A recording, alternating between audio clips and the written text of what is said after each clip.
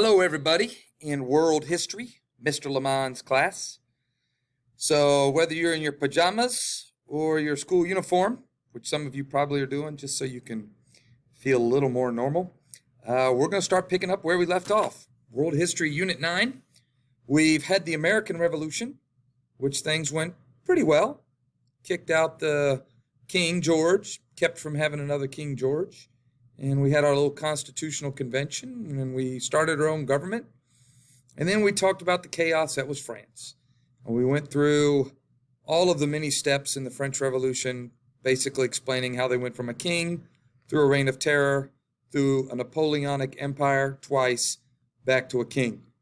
Now it's time to look at a little bit more in Unit 9. Now we're talking about the reaction, and then an artistic period that followed, called Romanticism. So buckle up. Here we go with reaction and Romanticism.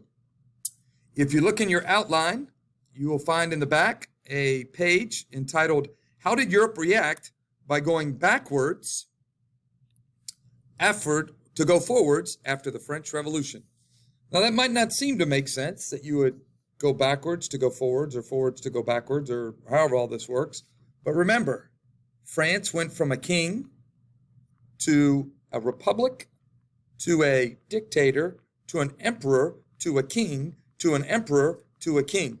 That's a lot of moving forwards and backwards. And so how does Europe react to what happened in France? And the first thing we want to talk about is they were searching for stability. 25 years of Napoleonic wars. If you see this graph right here at the bottom of the page, this is World War I in Europe, or in France. This is World War II in France. Notice lots of people die in world wars. But the ones we want to focus on go way back here. Look at all those deaths, and those are connected to the Napoleonic Wars. Napoleon fighting to gain land, Europe fighting Napoleon, everyone fighting. Basically, at the end of this 25 years, Europe wanted to put the fire out and have some normalcy. Number two, when you think about the Pandora's box of the Enlightenment and Revolution, there was lots of countries that started to think, well, maybe we should get rid of our king. Maybe we should be a democratic republic, and maybe we should, and maybe we should. And what about? And all of these European monarchs were like, nah, niet, not good. And they wanted to close it down.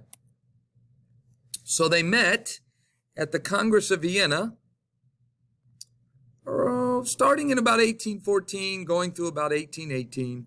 And basically what they said is, we're going to draw a map of Europe and put the pieces back like we started.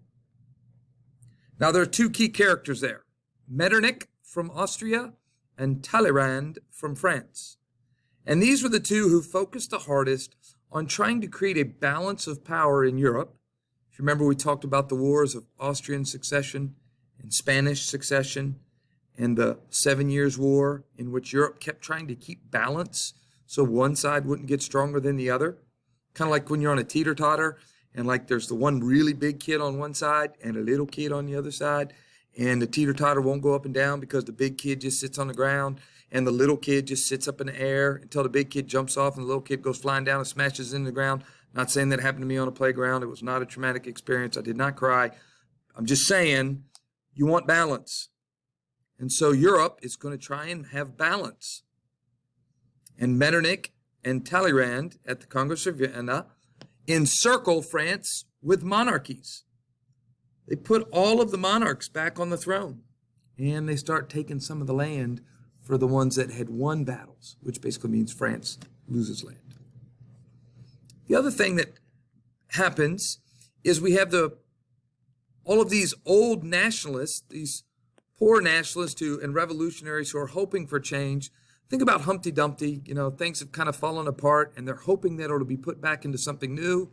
But no, the old order steps back in and tries to make everything back like it used to be. Now, we talk about the old order with its alliance system. We're talking about mostly the Big Five, the Quintuple Alliance, but we'll just refer to it as the old order. Those are the nations of Russia, Prussia, Britain, Austria, and France. And basically what the old order says is we don't want any more wars. Wars cost money. Wars cause insurrection and revolution. People die. We're not certain we can be a king or an emperor when they're done. So let's try and avoid war.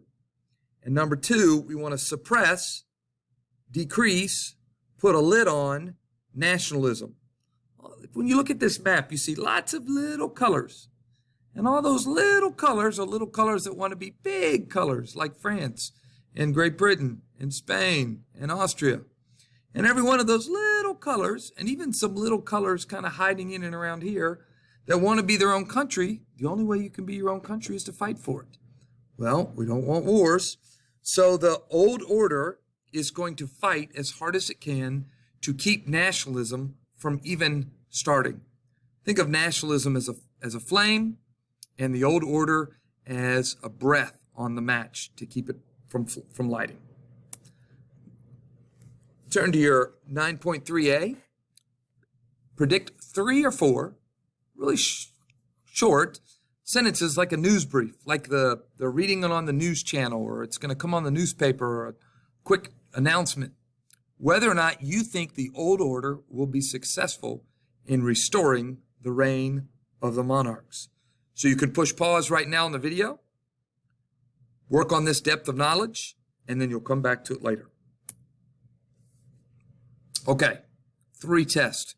3 ways in which the old order had to prove that it was going to keep a balance of power, keep the monarchs on their thrones, avoid wars, and suppress nationalism. The first were the revolutions in Spain and in Italy. Now, these are the same revolutions as in France. People are wanting to get rid of a monarch. They're wanting to have freedoms, Enlightenment, Montesquieu, separation of powers, Diderot, Voltaire, give me freedom of speech, John Locke, hey, don't I have natural rights? You know, all of these countries are just trying to be like all the other cool kids and have their own stuff that's nice and good. And the old order smashes them. The revolutions in Spain and Italy are crushed, and kings are left on the throne. Across the Atlantic, in Latin America, so Latin America is basically everything below the United States. So Central America, Mexico, Honduras, El Salvador, Colombia, in South America, Brazil, Paraguay. So Latin American countries start to have unrest. They start to fidget a little bit, like, maybe we want to be our own countries. You know, there's still some European influence left over from exploration. And these countries start to poke and prod, just like the United States had done. And Europe gets ready to walk over and crush those revolutions too. Except, as you can see here, Uncle Sam has started something called the Monroe Doctrine. Early 1800s, one of our presidents, James Monroe, had basically said that America is going to protect the Western Hemisphere. And we're not going to let Europe come in and start pushing these countries around. And England had decided, well, we could either fight them or trade with them. And since mercantilism had proven the English that it was just as smart, if not smarter, to try and get money from them than control them, between the British and the Americans, they basically allowed a lot of these revolutions to grow, this nationalistic spirit to emerge, and a lot of these countries became independent. Mexico becomes independent from Spain in the 1840s. Haiti becomes independent from France. And so, as long as you're in the Western Hemisphere, your nationalistic ideas are pretty good. The third example was a revolution in Greece. Nationalistic, they wanted our freedoms. And in this instance, the old order actually steps in and protects Greece, mostly because the Greeks were fighting against the Turks. And Turks are Arabs, and Arabs are Muslims, and Europe doesn't like Muslims or Arabs. They think they're beneath them. And so they said, well, we'd much rather have the Greeks in control, no matter what kind of government they have.